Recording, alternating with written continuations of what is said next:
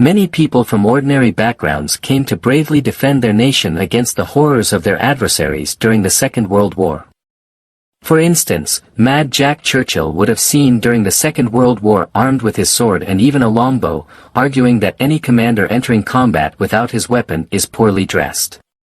Many others, however, became well known during the war since their lives before it would have been typical, but they were suddenly thrown into the center of the worst battle humanity has ever known. One Filipino schoolteacher, however, became a guerrilla leader and commander fighting against the Japanese during World War II. She was infamous for killing her foes softly, and it is said she killed over 200 Japanese soldiers covertly. Join us today as we examine Nieves Fernandez, the extraordinarily female guerrilla fighter who killed hundreds during the Second World War. Please remember to support our channel and kindly subscribe. Born on the Philippine Islands in Leyte about 1906, Nieves Fernandez she run a wholesale company before the war and stopped trading during the Japanese invasion of the Philippines. It is estimated that around 500,000 Filipinos perished during Japanese rule, and the Japanese would carry out massive crimes in the region. Many women were kidnapped on the streets and taken prisoner, then forced to labor as comfort women for the Japanese army.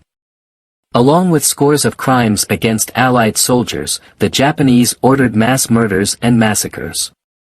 As the war went on, elements of successful resistance and guerrilla action rose in numbers. It is estimated that over 250,000 people participated in anti-Japanese operations. This sustained growth as the Japanese occupation persisted. Often lacking weapons and equipment, these groups acquired intelligence and conveyed it to the American soldiers. Different organizations lacked much coordination as well, but subsequently more supplies were sent to the guerrilla forces.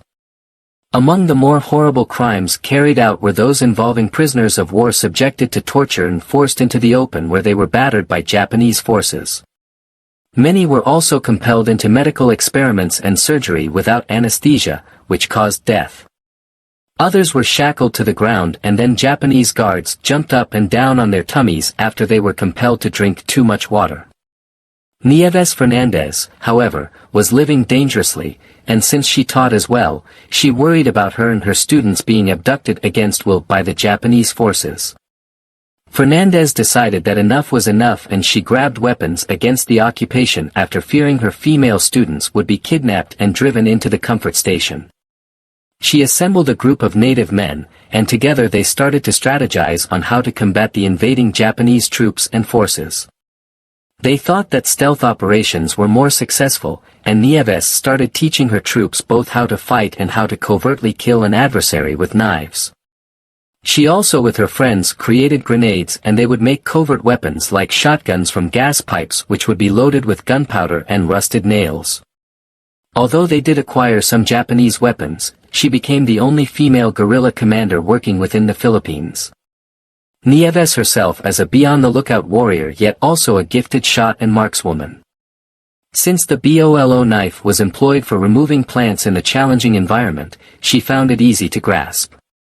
She became into a silent killer, though, and she acquired a lethal and horrific skill. Silent killer, she would fight barefooted so others would not hear her and wear a black dress. Her method was specially to stab the opponent behind and below the earlobe, cutting the internal jugular and the carotid artery. This resulted in the brain forcing a soldier to pass out right away. She would twist the knife up to 90 degrees after it would be stabbed 2 inches.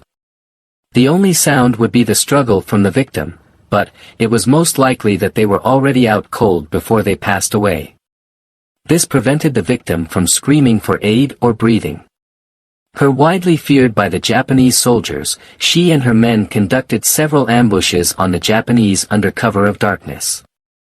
Her 110 men carried out attacks close to Tacloban, and over 2.5 years they would murder more than 200 Japanese soldiers.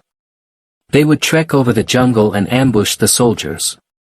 The Japanese were perplexed as to who was carrying out these killings in the jungle to start with, but then they heard about Nieves Fernandez, the woman leading a group of resistance fighters in the jungle, and they then offered a reward of 10,000 Philippine pesos on her head, so placing a bounty on her. While some individuals set out to find her, she escaped captivity and survived the war. Many young women who had been molested, or were about to be assaulted by the Japanese, were also said to have been saved by her guerrilla. They also managed to spare several from being taken into slavery by the army, and in certain villages they totally freed them of enemy soldiers, eradicating their presence entirely. When the Americans arrived on Leyte at the end of the Second World War, Fernandez and her troops had already released some comfort women in addition to numerous villages. "That was when they called me Captain Nieves Fernandez," she said. She was pictured displaying some forces her method of killing, but the only article ever published on her at the time of the war said, "A prim former school teacher, so far as known here the only woman to fight 2.5 years with Filipino guerrillas, said today how she commanded 110 natives who killed 200 Japanese with shotguns made from sections of gas pipes. Now I am just Miss Fernandez." Paler than most native ladies of this part, her first name, Nieves, is the Spanish term for snows. Miss Fernandez was without shoes and was attired in a basic black dress while she conferred with American officials. She is, at present, 38 years old. Following instruction at Tacloban, the Leyte capital just taken over by American soldiers invading the Japanese-held Philippines. Miss Fernandez stated she started her own wholesale company. But she said, no one could keep anything, when the Japanese arrived. They grabbed all they could have wanted. They had ways of convincing you, like alternating freezing cold and blistering hot showers with never a rest, never any food, never any water except the soapy water in the bath. Miss Fernandez gathered native men to fight the Japanese working with guerrilla forces south of Tacloban. She said these individuals carried 3 American weapons. The rest they produced from gas pipe. They piled old nails and gunpowder on them. They occasionally acquired Japanese firearms and also manufactured grenades. According to U.S. intelligence sources, the Japanese paid her head money of 10,000 pesos. She once had an injury. Her right forearm sports a gunshot scar. An ex-teacher, Nieves Fernandez considered her part in the Second World War as one of armed opposition against the Japanese occupation. She was a strong and terrible leader who devised a really lethal technique. She is today regarded as the dreaded female guerrilla captain who killed hundreds of Japanese soldiers in the Philippines. Thank you for supporting our channel. Kindly make sure you subscribe. I appreciate you tuning in.